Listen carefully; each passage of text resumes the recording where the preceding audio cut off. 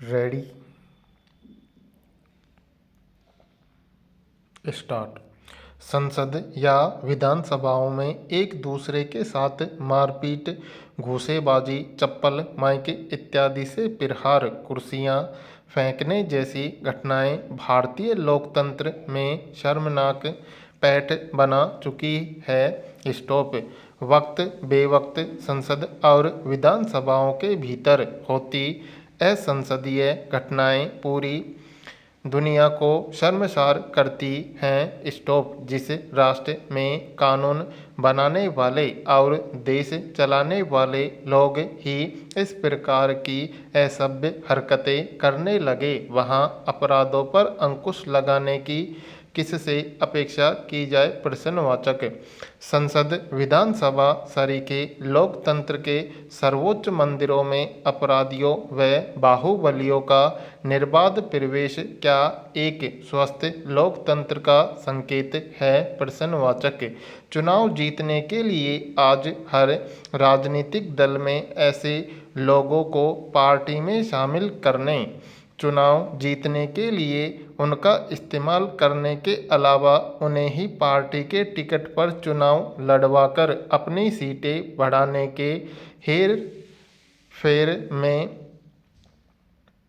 ऐसे दागी लोगों को लोकतंत्र के मंदिरों में प्रवेश दिलाने की होड़ सी लगी है। स्टॉप। संसद और विधानसभाओं में धड़ाधड़ प्रवेश पाते अपराधियों का संख्या बल देखें तो यह प्रजातंत्र या गणतंत्र कम, अपराध तंत्र अधिक लगने लगा है। स्टॉप। अदालतें जब भी संसद या विधानसभाओं में आपराधिक तत्वों का प्रवेश रोकने की दिशा में कुछ सार्थक पहल करने की कोशिश करती हैं, तमाम राजनीतिक दल उसे संसद के अधिकार क्षेत्र में न्यायिक दखलंदाजी करार देते हुए हो हल्ला मचाने लगते हैं और उल्टा चोर कोतवाल को डांटे कहावत चरितार्थ करते हुए अदालत को ही नसीहतें देने लगते हैं। स्टॉप। आज हर संसद सत्र में हंगामा व शोर शराबा करके ही संसद का बेशकीमती समय नष्ट कर देना जैसे एक परंपरा बन चुकी है। स्टॉप। राष्ट्रीय महत्व के मुद्दे पर सांसदों विधायकों की रुचि लगातार कम हो रही है। स्टॉप। सदन से बहुत से सदस्य लंबे लंबे समय तक लगातार गैर हाजिर रहते हैं। स्टॉप। सर्वसम्मति के अभाव में देश हित से जुड़े अनेक महत्वपूर्ण बिल लंबे लंबे समय तक लटकते पड़े रहते हैं, लेकिन आश्चर्य की बात है कि जब जनप्रतिनिधियों के वेतन भत्ते अथवा अन्य ऐशो आराम की सुविधाएं बढ़ाने की बात आती है तो सदन में ऐसे मामलों पर पलक झपकते ही सर्वसम्मति बन जाती है और पूरा सदन एकजुट हो जाता है। स्टॉप।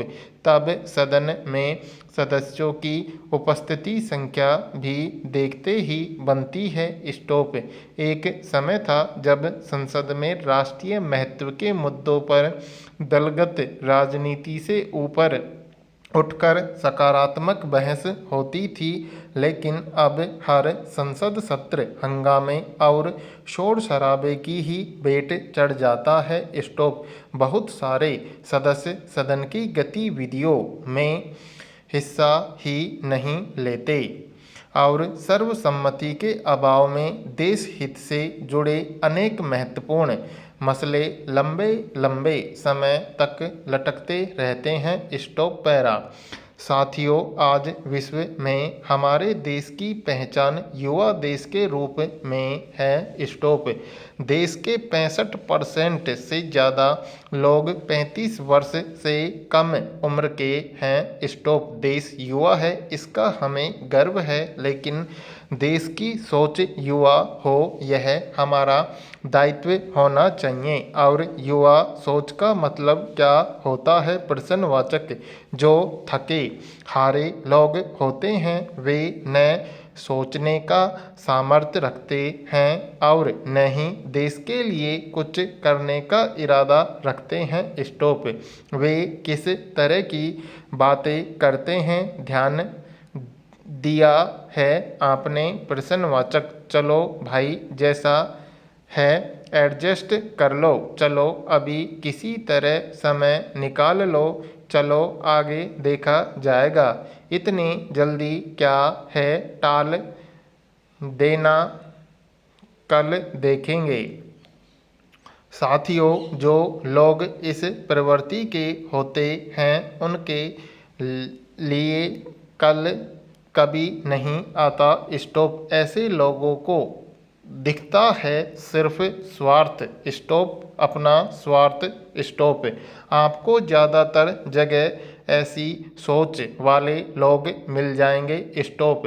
इस स्थिति को मेरे आज के युवा भारत, मेरे भारत का युवा स्वीकारने के लिए तैयार नहीं है। स्टॉप। वह छटपटा रहा है कि स्वतंत्रता के इतने साल हो गए, चीज़ें कब तक ऐसे ही चलती रहेंगी? प्रश्नवाचक। अब तक हम पुरानी कमजोरियों को पकड़कर बैठे रहेंगे।